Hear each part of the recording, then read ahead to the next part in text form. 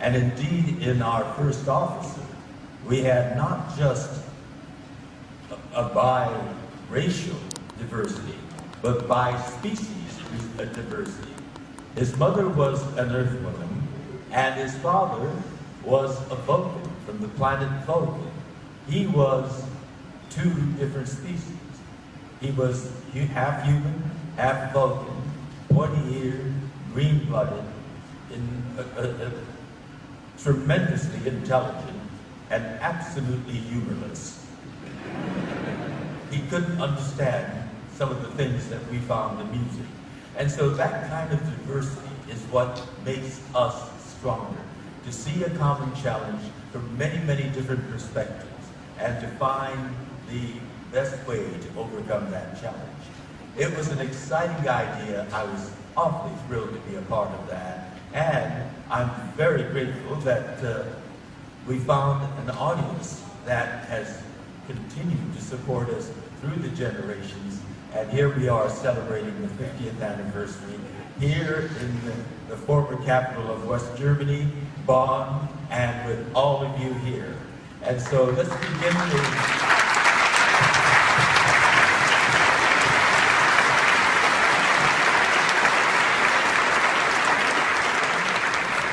the conversation. That's the most fun thing. Your observations, your comments, your criticism, your questions. So I'm told that there are microphones set up both here and up in the balcony. The operative mic is going to be highlighted. Which one comes first? Hello. Hello, where are you? Here. Where's here? Spotlight. Where's the spotlight? Hello. Where? Oh, there you are.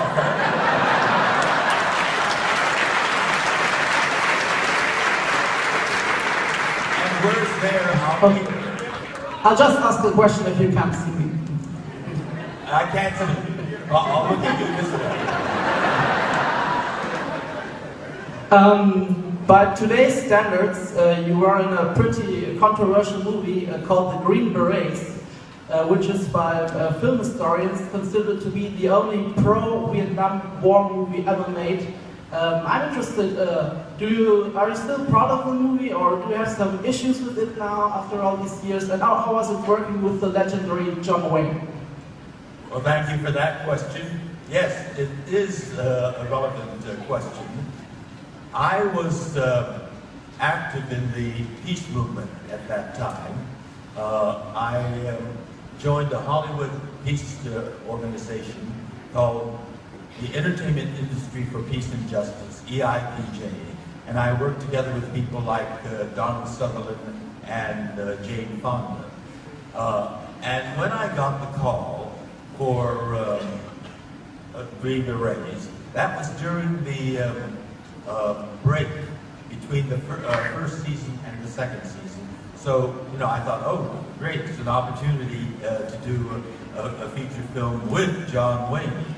But I was very mindful of the fact that John Wayne was a strong supporter of the Vietnam War, and I was a very active opponent of the war and active in the peace movement. And I read the script. It was a fascinating character that I was going to be auditioning for. And I was really torn because I wanted to be in a movie with John Wayne. I grew up watching him on the big screen. And when I went in for the interview, I made a decision. I would be upfront, very candid with him.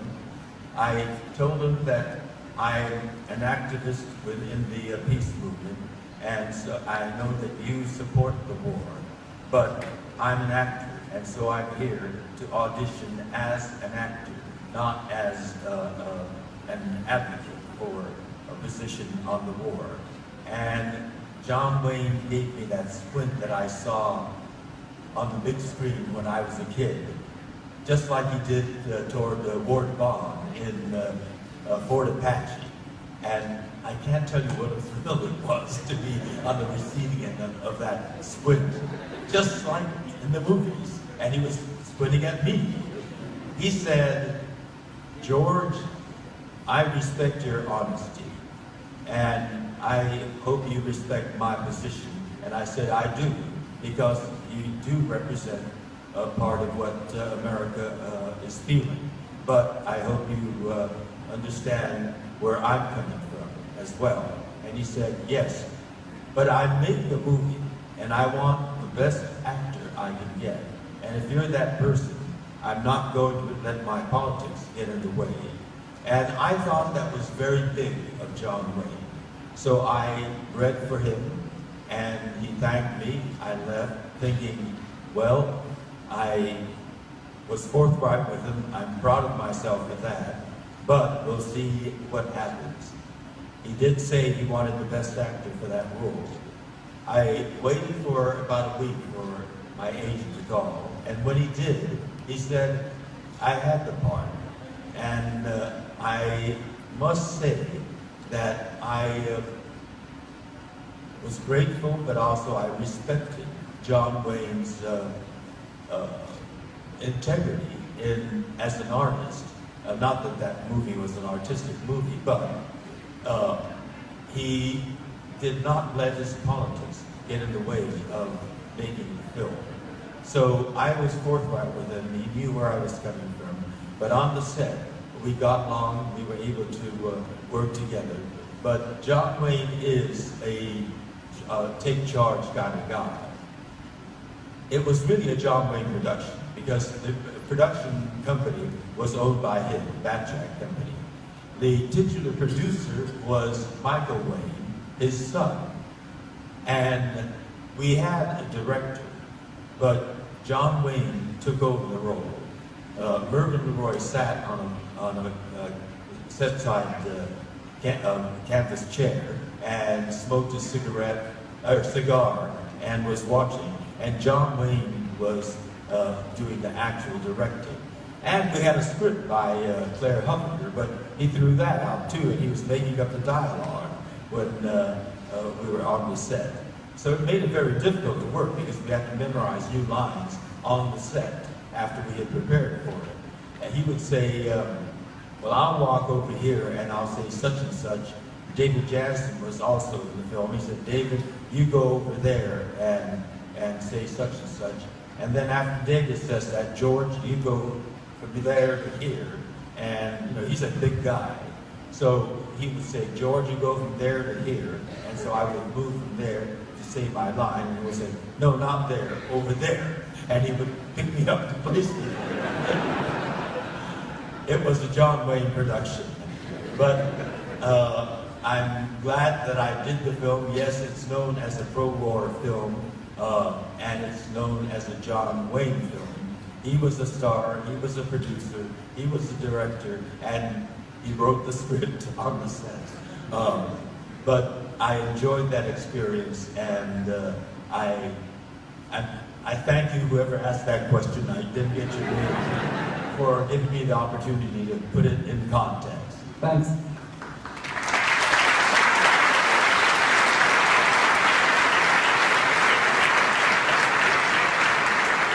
I'm getting thinner here. Hi, I'm Julia. Oh, there you are. Yes, yeah. It's a great honor to see you today for me, and thanks for that. I saw you on the show Heroes. How was it to play this role, and how was it to read or hear that you are in the show? Heroes. How many of you saw Heroes? Oh, a good number of you. Heroes was the first time that I was able to use, I speak Japanese, and I also speak Spanish, but it was the first time in my career that I was able to use Japanese in my work. I would say about 90% of my dialogue was in Japanese, and so I made people have to read subtitles to understand what I was saying. So I was delighted with that opportunity. And those Star Trek fans who are very keenly observant, if you notice the license plate on my limousine, did you recognize it? It was the call number of the Starship Enterprise on my license plate. That was because the prop man was a rabid Star Trek fan. And when he found out that I was cast in the role of Mr. Nakamura, he had his own little joke. The producers didn't catch it, but billions of fans throughout the world caught it. I'm sure I heard guffaws of laughter all over, particularly in Germany, because you all exist here. And this is a hotbed of Star Trek fandom.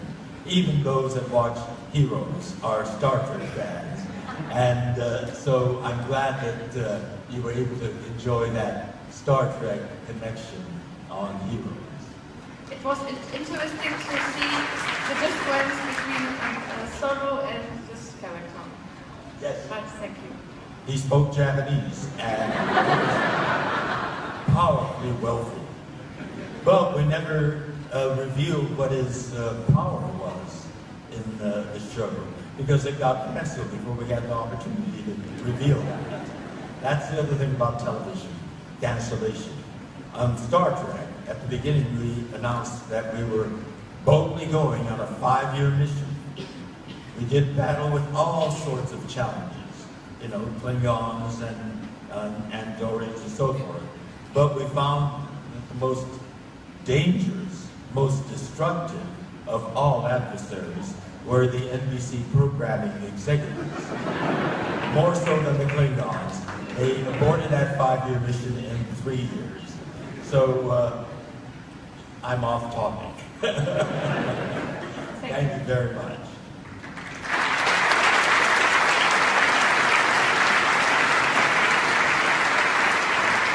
Well, we have Data who beat down here.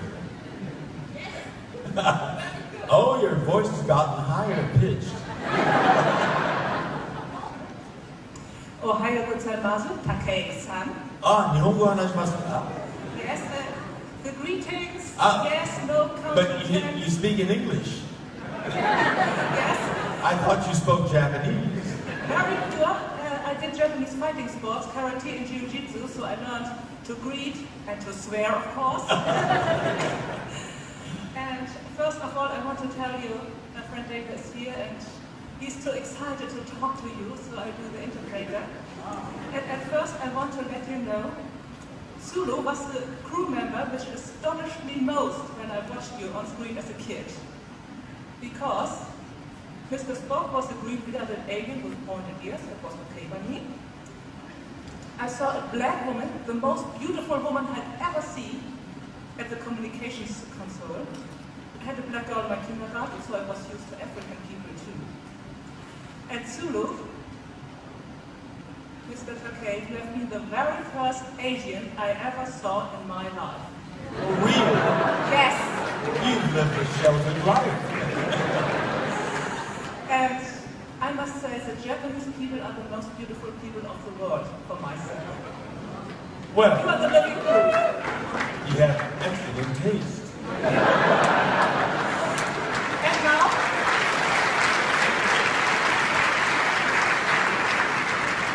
And now, it's Data's turn.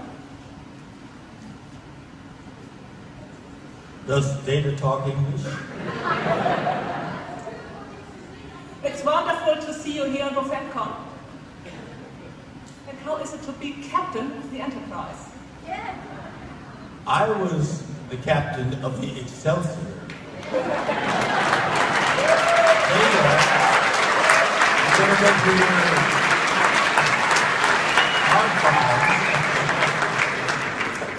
Data doesn't have all his data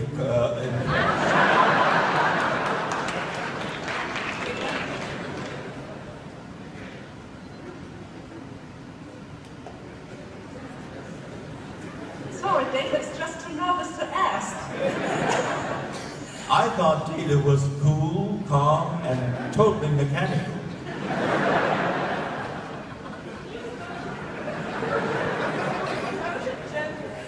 Did you go well with your colleagues, such as Leonard Nimoy, and how close is your relationship to Walter Koenig, I want to ask? Well, Leonard was a very good. We were kindred spirits. He was a Democrat, and I'm a Democrat as well. And we worked together on. Thank you very much. We worked together on many political campaigns, and when he was supporting somebody that I wasn't too familiar with, he invited me over to meet him at his home, and so I did the same thing with other candidates that I was supporting. So we were political compatriots, but since I enjoyed talking politics and social issues as well.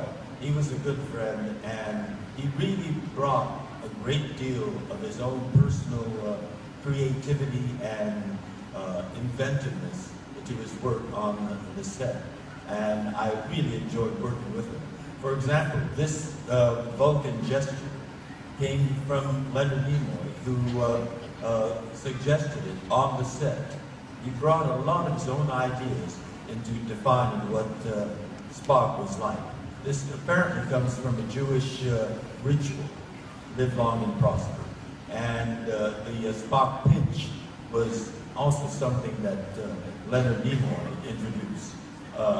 Walter was a good friend, but is a good friend. I was talking in the past tense about Leonard. No, Walter is, as you know, here as well. Has he spoken here yet? Not yet. Well, in 2008, in California, we finally, after many years of campaigning, got marriage equality for same-sex couples. It was a landmark event.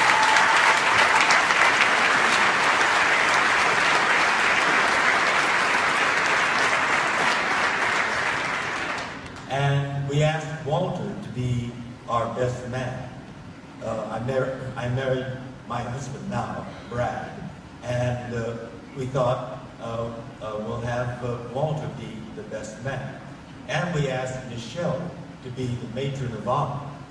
But Nichelle said, I am not a matron. If Walter can be the best man, why can't I be the best lady? We said, of course you are. And so she was our best lady. And so we had a Star Trek wedding, so to speak, with Chekhov as our best man and Uhura as our best lady.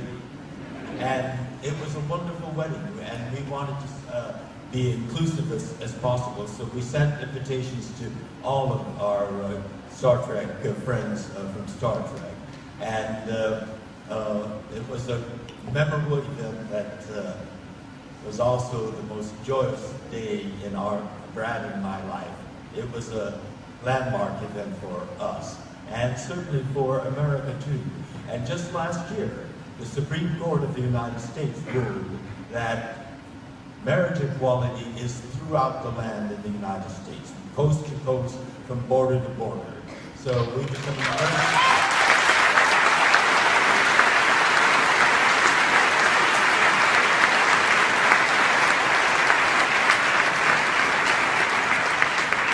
And we're very grateful to both President Obama and Vice President Biden for the leadership they gave in making that possible.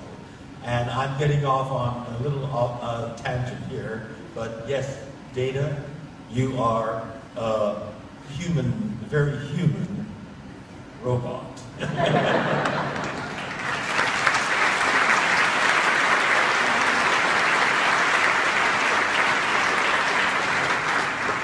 Takei-san, I just want to tell you at the end, it's great. Star Trek becomes 50 years old, half a century, and you are here with us. Thank you.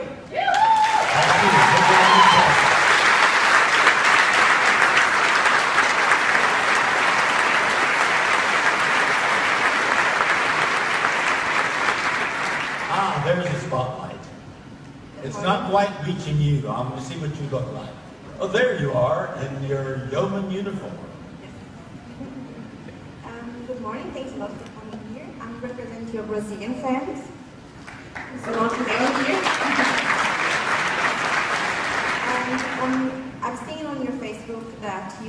yourself fit making push-ups? Do you still do that? You know, I went to the fitness center here this morning. It's very minimalist. And some of the machines aren't functioning. So I went back up to the room and did my sit-ups and push-ups up in the room. It's much more familiar than your fitness center here. I tried, but it didn't work in the fitness center. But I did do my sit-ups and my push-ups. 50 push-ups and 100 sit-ups.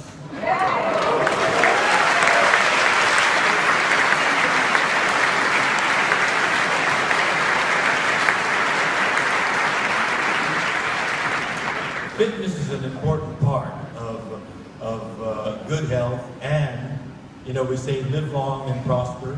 Well, I do intend to live long. I'm proud to say I'm now 11 months from turning 80.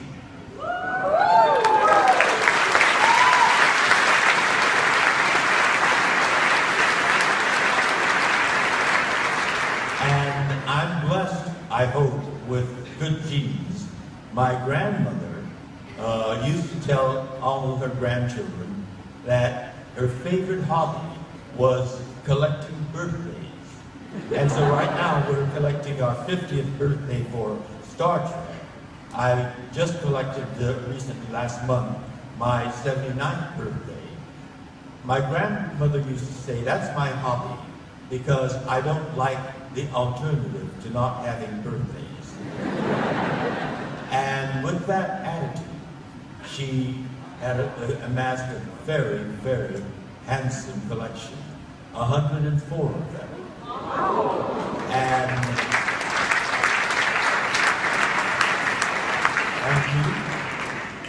And I have her genes, some of her genes in me, and I'm trying to protect as much of those genes as possible by doing my sit-ups and push-ups. And I'm very competitive, and particularly with my grandmother. I plan on beating her.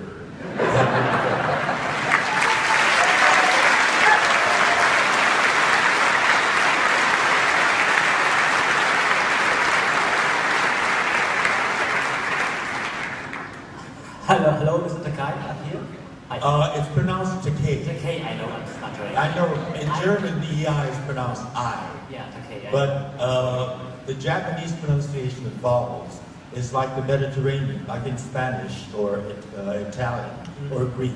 It's Takei. Takei. And let me tell you about someone else. For 40 years, we've been working together, Bill Shatner and I, and he kept calling me George Takei. I continuously corrected him. He didn't get through to it.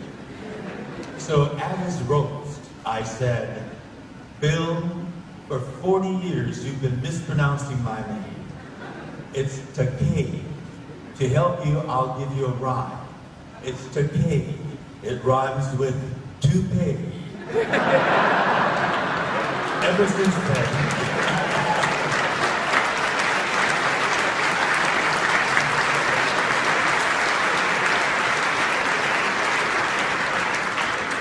since then, he's pronounced it correctly. That's good to know. Well, I don't speak Japanese, unfortunately, nor do I practice karate. But a lot of people don't. As well, I do have a katana in my living room, so I know that. Awesome to have you here. Finally, I've been waiting for almost 9 or 10 years for you to come here. Thank you. And I'm not. It has been 10 years, a decade. Yeah. The last FedCon I did was 10 years ago. So it's about time, isn't it? Yeah. And it's the 50th anniversary, so we had to go.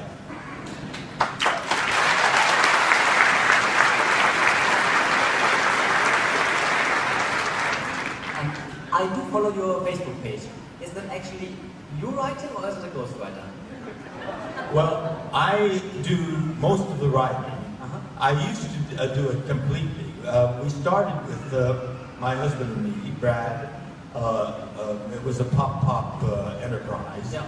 But it got bigger and bigger, and also I'm an actor, and so I need to be on the set, or I need to be out doing promotions. So we kept adding helpers, interns to our team. And now we have a major team. We call it Team Takei. And so I wouldn't be here if I still had to be at my computer at home. So the team is taken over and they do the posting. But what we do is we backlog a lot of the meetings and we give them post dates and they post them when they're supposed to. Yeah, so it's basically in your spirit, what you're thinking about, basically they represent you. Oh, that's exactly. Cool. It's very entertaining, those posts. Well, And it's like 10 years ago, you participated in the shoot of a very special fan film episode. It was not your first one. The first one was Yorktown, and the second one was World Enough in Time by Mark Scott Zickery and Michael Reeves, shot in little hot and sweaty Port Henry, upstate New York, at James Corley's studios at New Voyages. I had the privilege 1 year later, 2007, to translate that all on my own subtitles. And I've never been more honored to participate in Trek fandom. This episode, let me tell you, it's from the bottom of my heart. Let me tell you, domo arigato. It's awesome. It has the heart, the feeling, the acting is awesome. You finally get the role you deserve. Sulu finally gets to shine. And this really just thanks for that. Well, thank you very much for that. Yes, I feel very, very much the same way about that project. There's an interesting background behind it. After we were canceled as a TV series, the syndicators put it on 5 nights a week on American television. And at last we found our audience and the ratings soared. And because it was getting, the reruns were getting such high ratings, Paramount decided to revive Star Trek as a TV series again. This was in 1974. And they commissioned about a half a dozen scripts to be written by Hollywood professional writers. And one of them was World Enough in Time. But when they decided, in fact, Star Wars played a part in this. They were planning on making reviving Star Trek as a TV series. But then in 1978, I think it was, Star Wars was released and it exploded in the box office. And Paramount said, well, that's science fiction is getting a lot of box office. We want to get some of that. And so why don't we turn Star Trek into a feature film instead of a TV series? And that's how we became a series of feature motion pictures. But they had these half a dozen scripts aimed for television. That lay dormant for the longest time until Mark Zickery, a director in Hollywood, found that script, World Enough in Time. He thought it was a wonderful script and should be made into, or should be filmed. And it was just at that time that James Cawley was hunting for directors for one of his projects. He's a fan who lived in upstate New York. He is an amazing guy. He loves Star Trek so much that he bought a abandoned car dealership in a great big huge space, and he decided to turn it into his own playground, his sandbox, and he built a replica to the exact detail of the Starship Enterprise, and he wanted to film a Star Trek episode. And Mark Zickery and James Cawley got together and said, well, let's do it together as a fan project. And that's when Mark came to me and said, would you like to do this? I read the script, I was blown away by it immediately, and I said, let's do it. And that's what turned into that World Enough in Time fan-made project. And the best film ever. We're actually showing it one of these days at the convention. look at the program, it's up on the walls. It's running once, I think, or twice. Oh, it's being run at this We convention? showed it. I'm not sure when, but someday. The first time we showed it with German fans, we showed it 2008. Yeah. And then again now. Oh, let me know when you're showing it here. I'd like to see it again. Oh, that would be nice. Okay, we'll let you know. Thank you. Thank you.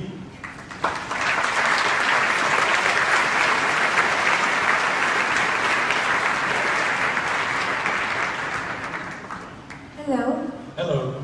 Oh, you're not on yet. Oh, there you are. My question is, when you were on Star Trek, you were able to be on the helm of the Enterprise.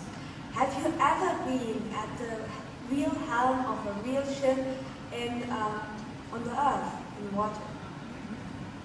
You know, I fly a lot, going not only to conventions, but also to speaking engagements all over the world. And I get invited by the pilot of the planes that I fly in to visit up there. I've done it so often that it's getting boring. This 20th century, or 21st century, I'm still in the 20th century, 21st century planes, you know, these antiques. I would prefer something a little bit more futuristic and something a little bit more challenging. People have also asked me, in Star Trek 4, I flew a Huey helicopter. Did I really fly that?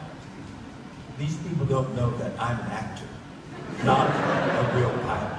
I have to tell them that that helicopter was on good old terra firma. There's no danger of our falling down and crashing.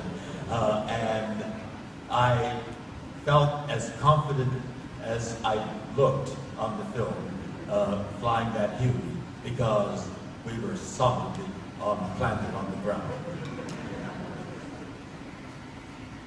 Does that answer your question? Yes. Thank you. Next German question.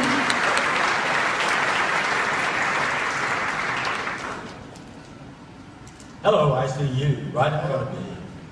I have a question. A lot of us take notice of the situation in North Carolina because of the LGBT laws. What were your reaction and your feeling that you take notice of the stars that cancelled the shows like Bruce Springsteen and others? Did you expect those reactions, and what were your feelings as you take notice of them? I was speaking in North Carolina last month at Guilford College. I was speaking at a college. And it was on that very same night that that bill was being rushed through. Most legislatures, when they consider a bill, they debate it in public, and then they get public input on the bill. And then they vote on it, and then it goes to the governor's desk for his signature. While I was at that college speaking to students there, that bill was introduced late in the afternoon, rushed through the legislature without much debate. And then that night, in the dark of the night, the governor signed that bill. It was the most extraordinary way in which a bill was passed. This was a so-called religious liberty bill and a bathroom bill. Let me explain it to all the people here, because it's really quite ridiculous. Last year, as I said, marriage equality was ruled constitutional by the U.S. Supreme Court. Now we're seeing the reactions to it. There have been many attempts to try to continue to discriminate against LGBT people, lesbian, gay, bisexual, and transgender people, by justifying it as the religious freedom of people. Because I believe in my faith that this same-sex marriage is unbiblical, that I have a right to refuse the business of same-sex people. Well, they don't really understand what the Constitution says about religious liberty. We have many, many different faiths in the United States. It's a pluralistic society. We have people of different faiths or no faiths. And the government will not take a position on it, indicating taking sides on a religious approval from the government. No faith group can write their faith into civil law, which applies to everybody. And that's what they're trying to do. But what makes the North Carolina bill so unique is the battleground with them is the bathroom with transgender people. These are people of one birth gender who find their identity in the opposite gender and have become that. Some by medical means, and dress that way and live their lives that way. And so if they're men who became women, they use the women's bathroom.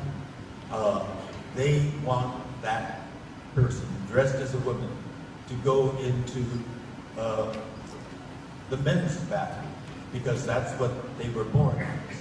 And so they want to really disrespect people's identities by legally requiring them to go to the bathroom that they don't belong in, that they feel is inappropriate for them. It is really a cruel law that they passed in the most unconstitutional way. And so that too will eventually be ruled unconstitutional, but it has to fight its way through the courts. And so it's going to take some time there. But this is the backlash battle that we're fighting now in the United States because of that significant forward movement that's been made by the United States Supreme Court. It's going to be a continuing struggle, but in the same way that it was a continuing struggle for African Americans to get equality, and now we have an African American as the President of the United States, we still have the backlash. There are parts of the United States where they try to make access to the vote difficult for African Americans and Latino Americans in the United States. So it's a political issue that's going to be ongoing for some time, but I know that ultimately we will prevail.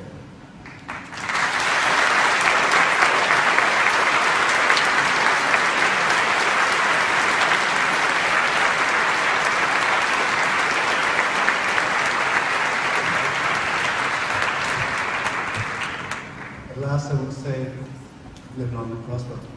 You too. Live long and prosper. Hi, so good to see you. Good to see you. You're very distinctively dressed. Look at you. Yeah. Tilt your head so I can see what... there you are. Cheshire Cat. Yeah, right. My question was about a story I've heard. I've heard that there was a school where the students weren't allowed to use the word gay. So you said just use gay instead. Is that right?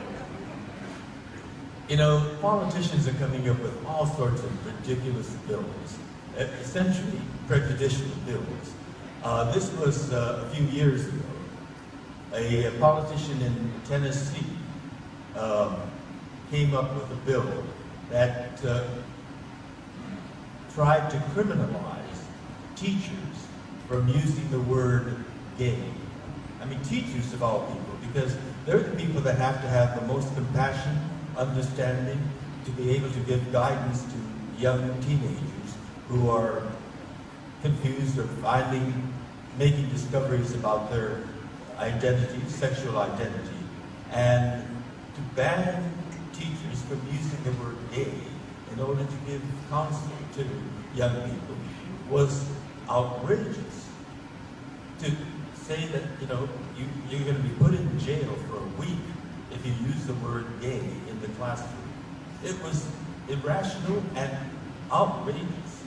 And so the only way to deal with that, I felt, was rather than getting angry and enraged, to make a mockery of such silliness. And so I said, well, if it's going to be criminal to use the word gay, when you want to say gay, just in its place, say Takei. And say, you can modulate Takei properly.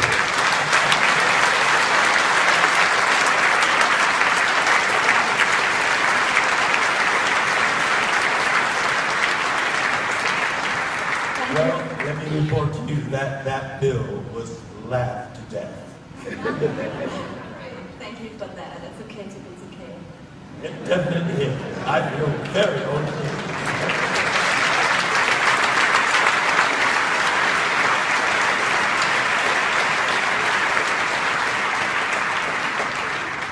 There you are. Hello. Hello. Oh, there's Ian. It looks like the ogre. And you deserve a close-up. Does he get a good close-up? There. Okay. I'm a big follower of yours on Facebook, and I like your what you speak for activism and stuff like this. And what I'm trying to ask is, my country was the first to vote, actively vote in equality of marriage. You mean Germany? Ireland. Ireland. Oh, yes, bravo. Yes. We were also the first to practice voting in public areas, so that's a different thing. But what I'm asking is that the passive acceptance of people that is shown at the Star Trek cons and stuff, do you think this was Gene's dream? Gene was a visionary.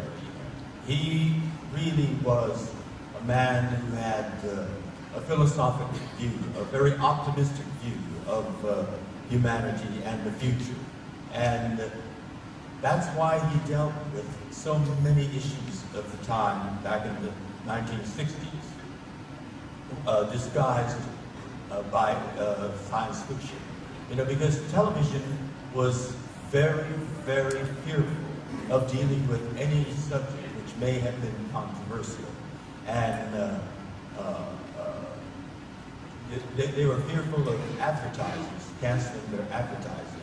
So Gene came up with, Gene was a genius as a writer and a producer. He came up with the idea of disguising issues of the time in science fiction. And he felt that the way to deal with issues was to make it entertaining and certainly action-filled as action-adventure, sci-fi, space opera, but at the same time to have another layer behind it. And I think that's what made Star Trek so long-lasting. People could see beyond the surface entertainment, at the message hidden behind science fiction. And so, in many ways, Star Trek led the way. In fact, the first white-black kiss was on Star Trek, when Captain Kirk kissed Uhura. However, Gene was really pushing the limits there. That episode where Kirk kissed Uhura was the lowest rated show in the history of television, because stations in the South, in states like Louisiana, Mississippi, Alabama, and Georgia, refused to air it. It was literally blacked out. And because of that, the ratings plunged. And so Gene was pushing, but also came very close to being canceled. And I did discuss with Gene the idea of dealing with LGBT issues disguised as science fiction. But he said, that taught me a lesson.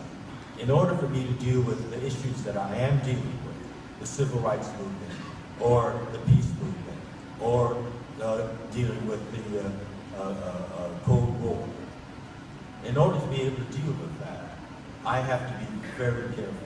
And if I deal with the LGBT issue, that may get us canceled. I have to stay on the air in order to make the statements that I am making, but I can't afford to step over the line and get the show canceled. And I understood that. But now I think we live in a different society.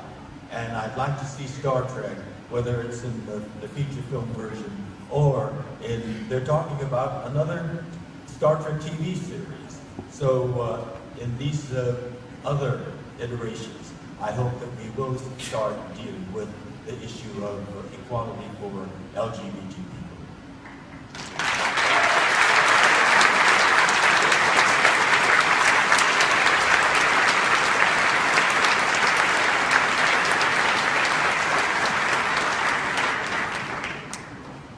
Hi, George.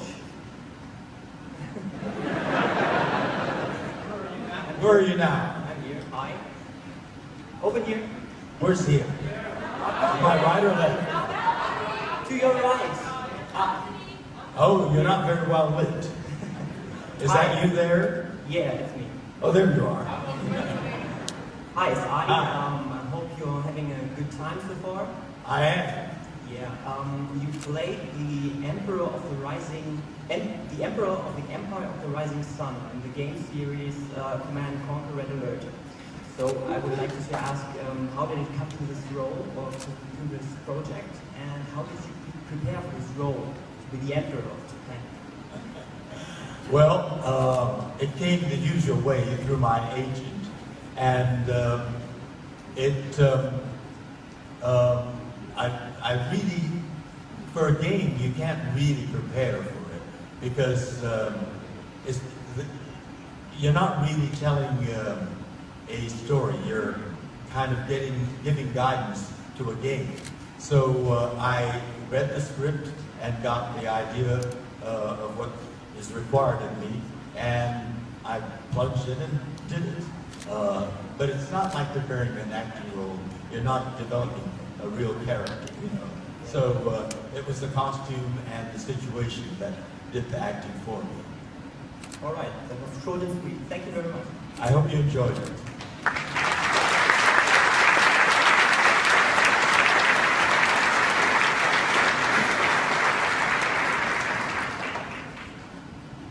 Where did the spotlight go now? Oh, there you are. Hello. You're on. It's great that you're here. I have a question about Donald Trump. I'm a little bit nervous and sorrowed when I look at the USA and his success. What do you think about it?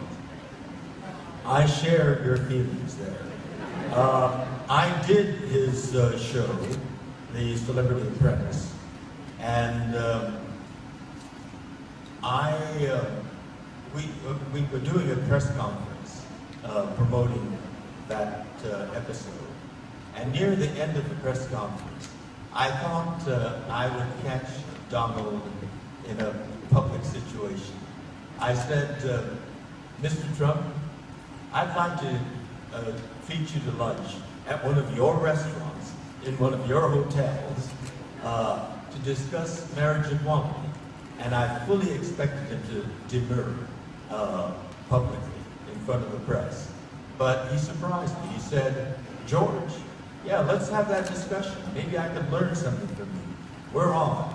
Let's have your people contact my people, and we'll get together for lunch. Well, I was surprised by that, but also heartened by that. I thought we could have a good discussion. It took some time for us to find a common date where we could have that lunch. And I sat there waiting for him, thinking, well, he's late. I wonder if he's going to show up at all. He did show up. He came rushing in and he said, George, last week I went to a beautiful gay wedding. And I said, well, there you are. You have friends that are gay, that are getting married in New York City. I mean, not in New York City, because it was illegal then. But he said, I said to him, you're a businessman. You're going to make money if you have marriage equality in New York. People are going to stay at your hotel to celebrate their wedding. They might come here for their honeymoon, or they'll certainly eat in your restaurants. It's going to be good for your business. Why do you not support marriage equality? And he said, well, I'm for traditional marriage. I thought, you've been married 3 times.